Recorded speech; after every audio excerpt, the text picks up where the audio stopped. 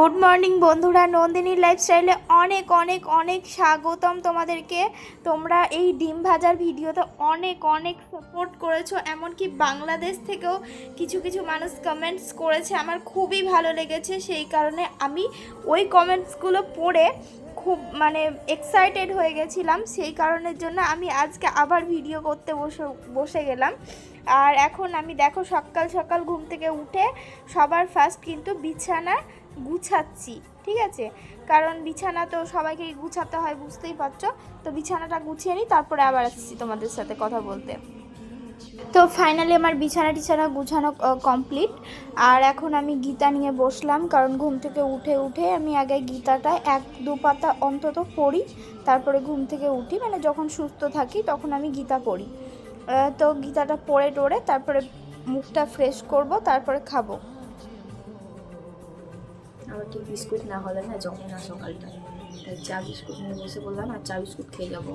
পুরি কিনতে, পুরি খেতে ইচ্ছা করছে, ডাল পুরি অনেকদিন ধরে খাওয়া হয়নি, যেহেতু দেখি আজ আবারও নিয়ে চলে এসেছি। দেখো ডাল পুরি আর খাচ্ছি। দেখো সকালের ব্রেকফাস্ট সেরে সোজা ঢুকে গেছি রান্নাঘরে সবজি কাটতে, কারণ মা বললো যে একটু সবজিটা কেটে দিতে। কারণ সবজি কাটা থাকলে রান্নাটা করতে একটু তাড়াতাড়ি সুবিধা হয়। তো সেই জন্যই সবজি কাটছি। আর ওদের পটল দেখালাম, পুচকো একদম পটল এনেছিল। আর গরমে না বেরোতে ইচ্ছা করছে না, জানো তো, কোথাও বাড়ি থেকেও বেরোতে ইচ্ছা করছে না, রুম থেকেই বেরোতে ইচ্ছা করছে না, এতটাই গরম আমাদের এখানে। তো চলো সবজিগুলো কেটে নিই, তারপরে আমি আবার ঘরে চলে যাব, কারণ প্রচণ্ড গরম বাইরে। তো সবজি টবজি কাটার শেষে মা বলছে জিরা গুঁড়ো নেই আর গরম মশলা নেই। তো সেই কারণে দোকান গেছিলাম জিরা গুঁড়ো আর গরম মশলা কিনতে। তো এই দুটোকে নিয়ে গিয়ে এখন মাকে দিব, মা এখন রান্নাবান্না করবে। তো চলো, এখানে এখন ডালের কলাইয়ের ডাল দিয়ে যে বড়াটা করেছিল, সেই বড়াটা দিয়ে এখন তরকারি করবে বলে মা তরকারি করতেও লেগেছে। তো এখন তরকারি হয়ে যাক, তারপর ফাইনাল লুকটা তোমাদের সাথে শেয়ার করছি।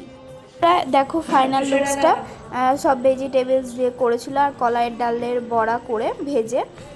তো খুব সুন্দর হয়েছিল, খুব টেস্টিও লাগছিল।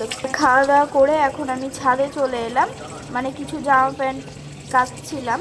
তো কাচতে না আমার হাতে চুড়িদারের যে কাঁচগুলো স্টোনগুলো লাগা থাকে, ওই কাঁচ দিয়ে আমার হাতটা কেটে গেছিলো, তাই বারবার হাতে জল দিচ্ছিলাম।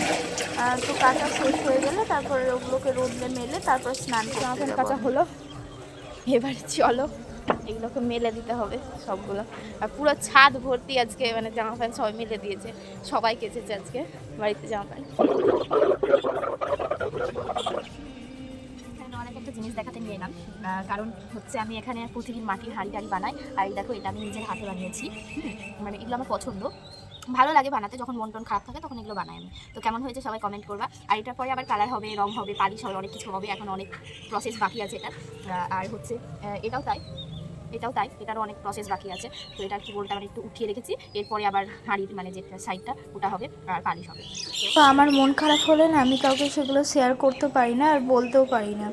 তো তখন ওই যে ছাদ আছে, ছাদে চলে যাই, দিয়ে মনের দুঃখ কষ্ট সব ভুলে আকাশের দিকে তাকাই খোলা হয়ে, খুব ভালো লাগে।